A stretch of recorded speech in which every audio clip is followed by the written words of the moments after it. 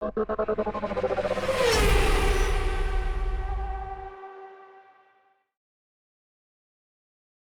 สดีครับ Repower Thailand วันนี้เราอยู่กับสุดยอด JDM อีกหนึ่งคันเป็น Honda Civic Type R FL5 นะครับก็ของแต่งด้านหน้าเนี่ยจะถูกใส่เข้าไปในคันนี้นะครับก็เป็นเฟสแรกนะครับก็สำหรับเพื่อนๆที่ใช้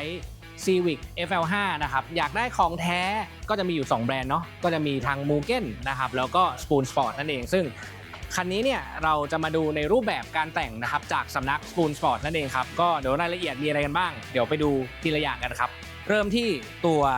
ล้อก่อนเลยนะครับตัวนี้ก็จะเป็นล้อ Forge นะครับเป็นแบบตรงรุ่น Type R FL5 เลยตัวนี้จะเป็นลาย SW 388นะครับก็ตัวนี้ล้อจะเป็น5ก้านนะครับในลักษณะที่คาแรคเตอร์เนี่ยมองรู้เลยว่าเป็น Spoon Sport นะครับขนาดเนี่ยเป็นขนาด19นิ้วนะครับสามารถใส่กับยางเดิมของ Civic Type R FL5 ได้เลยสเปคล้อเนี่ยเป็น19กว้าง 9.5 ET 45นะครับใส่กับยางเดิมนะครับระยะนิติล้อเนี่ยก็จะออกมาพอดีกับซุ้มล้อมากขึ้นได้ความหล่อนะครับแล้วก็ได้เรื่องของสมรรถนะการยึดเกาะจากฐานล้อที่กว้างขึ้นด้วยนะครับถัดจากตัวล้อเนี่ยก็จะเป็นชุดกรองนะครับหรือว่า Intake นั่นเองก็จะเป็นของญี่ปุ่นนะครับเป็นของ Group M นะครับแท้ตรงรุ่น FL5 นะครับตัวนี้เนี่ยมีข้อดียังไงก็จะเป็นชุดกรองเปื่อยที่มีห้องนะครับคอยควบคุมให้อากาศเนี่ยไม่ได้ร้อนทำให้แรงม้าแรงบิดของ Type R คันนี้เนี่ยมีตัวเลขที่ดีขึ้นนะครับถัดจาก ID ไปแล้วเรามาดูในเรื่องของไอเสียนะครับจะเป็นตัวดาวไปนะครับตัวนี้จะเป็นของ RV6 นะครับตัวนี้จะเป็นแบบมี CAT นะครับหรือว่ามีกองเขม่าไอเสีย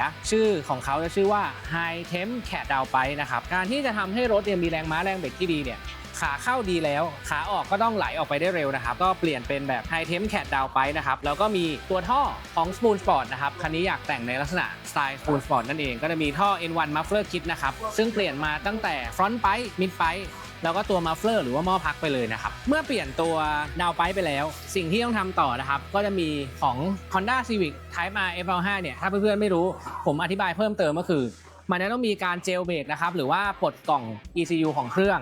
นะครับแล้วก็ใส่อุปกรณ์ตัวนี้นะชิ้นเล็กไอชิ้นเล็กนี่แหละจะทำให้เราเพิ่มแรงม้าแรงบิดได้นะครับจะเป็นของ Honda ตัว Flash Pro นะครับทำให้เราสามารถที่จะเขียนโปรแกรมนะครับเข้าไปใน ECU ได้หรือว่าที่เราเรียกกันว่า Reflash หรือว่าจูนเนี่ยแหละถ้าไม่มีอุปกรณ์ตัวนี้ก็จะไม่สามารถจูนเจ้า Honda Civic Type R คันนี้ได้นะครับแล้วก็จะมีในเรื่องของจูนที่เราจะมีจูเนอร์นะครับคอยเขียนโปรแกรมให้เหมาะสมกับรถนะครับตามฮาร์ดแวร์หรือของแต่งที่เราใส่ไปเมื่อกี้เราเปลี่ยนล้อไปแล้วก็มีแอคเซสซอรี่เพิ่มเติมก็จะเป็นตัวน็อตล้อนะครับจาก Spoon Sport ครับก็คันนี้อยากได้ความเป็น complete นะครับของ Spoon Sport ก็จะมีตัวน็อตล้อเป็น accessory เสริมเข้าไปด้วยนะครับอย่าง Center Cap เองหรือว่าตัวสติ๊กเกอร์ดีคาวติดล้อเนี่ยก็จะเป็น additional นะครับเป็น optional ขายแยกเหมือนกันก็สอบถามเข้ามาได้นะครับแต่คันนี้อยากได้รูปแบบที่เป็น Spoon Sport เนี่ยเดี๋ยวผมขึ้นรูปไปว่าเนี่ย complete car เนี่ยอยากเป็นแบบนี้เลยมีพวกลิ้นหน้าแล้วก็ตัววิงหลังนะครับที่เป็น Swan Neck ด้วยเดี๋ยวขึ้นภาพ insert ให้ดูครับผมอยากให้มาดูไอเทมอีกอันนึงที่ยังไม่เห็นใครในไทยใส่นะครับจะเป็นตัว front brace นะครับของ HKS ที่เราเห็นวัสดุตรงนี้น้ำหนักเบามากเพราะว่าตัวนี้จะใช้เป็นคาร์บอนคอมโพสิตจริงๆนะครับไม่ได้เป็นการหุ้มงานเข้าไปใช้เนื้อคาร์บอนเลยน้ำหนักก็จะเบามากแล้วก็จะมีตัวที่ยึดกับตัวเบ้าโชคบนตรงนี้นะครับเห็นตรงเนี้ยอันนี้ก็มูลค่า100,000 กว่าบาทแล้วสำหรับตัวค้ำ HKS นะครับเพื่อนๆคนไหนเนี่ยอยากได้เนี่ยสอบถามเข้ามาได้ครับจริงๆเราตั้งใจเอามาใส่รถเราแต่ว่าลูกค้าบอกว่าเฮ้ยมีอะไรสุดๆบ้างที่อยากได้ก็เอาไปก่อนเลยครับผมยินดีให้เดี๋ยวของเราตามมาที่หลังได้ครับไม่มีปัญหาเลยที่ลูกค้าอยากได้เนี่ยเราพร้อมดูแลลูกค้าก่อนนะครับสำหรับสเต็ปนี้เนี่ยเป็นเฟส 1นะครับหลังจากเปลี่ยนท่อไปแล้วเสียงเนี่ยจะดังขึ้นแบบไหนไปจูนแล้วได้ผลลัพธ์ยังไงเดี๋ยวไปชมกันต่อครับวันที่2นะครับสำหรับ Honda Civic Type R FL5 คันนี้นะครับก็หลังจากที่เราติดตั้งของแต่งนะครับไปเรียบร้อยแล้วเราอยู่กันที่ Strider ครับเราจะมาวัดแรงม้าแรงบิดนะครับก่อนจูนหลังจูนนะครับว่าพละกำลังที่ได้นะครับจาก Honda Civic Type R FL5 คันนี้เนี่ยเพิ่มขึ้นเท่าไหร่นะครับไว้เป็นแนวทางให้เพื่อนๆนะครับที่สนใจสเต็ปการตกแต่งนะครับจากสำนัก Repower เดี๋ยวเราไปดูผลลัพธ์กันนะครับ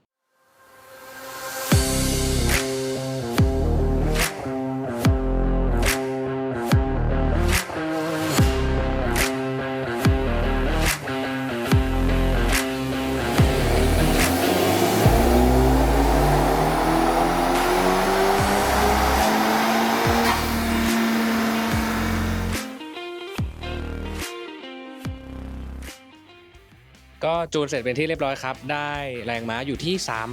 370 PS นะครับแรงบิดอยู่ที่554นิวตันเมตรครับก็ผลลัพธ์เป็นที่น่าพอใจนะครับสำหรับ Type R สีขาวคันนี้รถปี2026ครับก็วิ่งกันสัก12-13 รันเนาะค่อยๆเกลี่ยเรื่องของ AF ratio นะครับดูไฟดู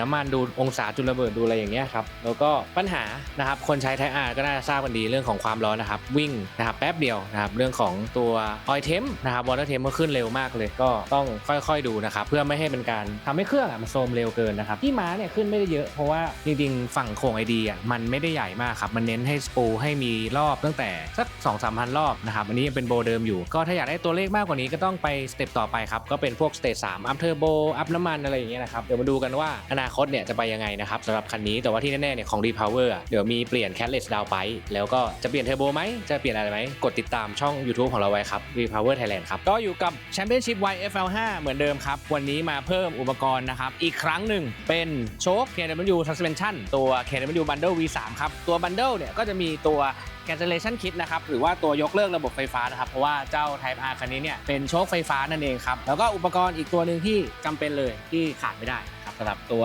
Camber Link นะครับหรือว่าแขนปรับ Camber นะครับสำหรับมุมล้อหลักนั่นเองครับแล้วก็มีอีกหนึ่งไอเทมที่เป็นสุดพิเศษเลยก็คือตัว Train Neck Wing นะครับจาก Spoon Sport นั่นเองครับก็ตัวนี้เดี๋ยวเราติดตั้งเสร็จเรียบร้อยแล้วทรงออกมาเป็นยังไงนะครับเดี๋ยวอัปเดตกันไปเรื่อยๆครับสำหรับคันนี้ครับ Championship YFL5 คันนี้ครับ